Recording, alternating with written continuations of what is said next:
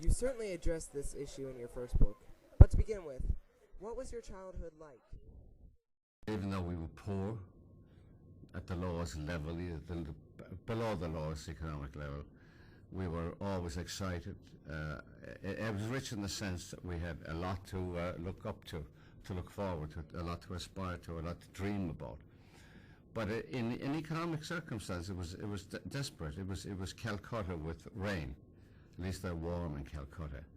But it was desperate because of certain things, ingredients, like my father being an alcoholic, my mother having too many babies in too short a time, no work available in Ireland, and even then when my father did get a job, he drank the wages. Then there was the harsh kind of schooling we had, with schoolmasters who ruled with the stick, and then the overwhelming presence of the church, which imbued us with fear all the time. So it was fear, dampness, poverty, alcoholism, fear of the church. As a child, you almost died of typhoid. I had typhoid, yeah, because there was a lavatory that we all shared in this lane. All the families came and emptied their buckets.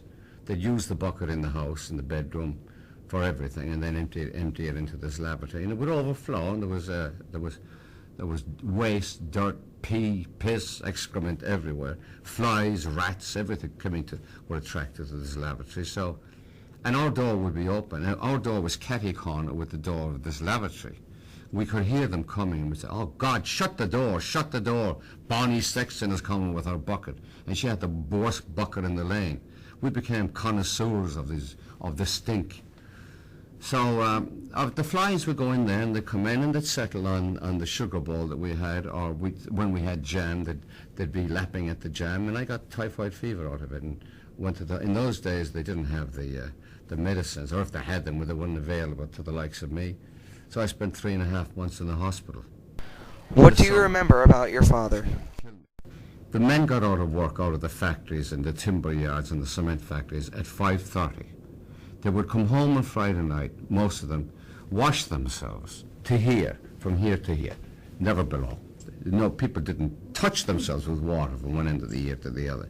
They come home, wash their hands, throw water on their faces, have their Friday night tea, which was an egg, because it was Friday.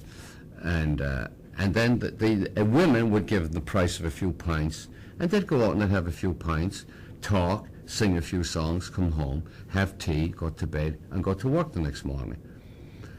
5:30 they were out. By 6 o'clock, most of them were home for that wash and that tea. The Angelus would ring all over Limerick in all the churches, and the women would wait, but my mother would wait on tenterhooks.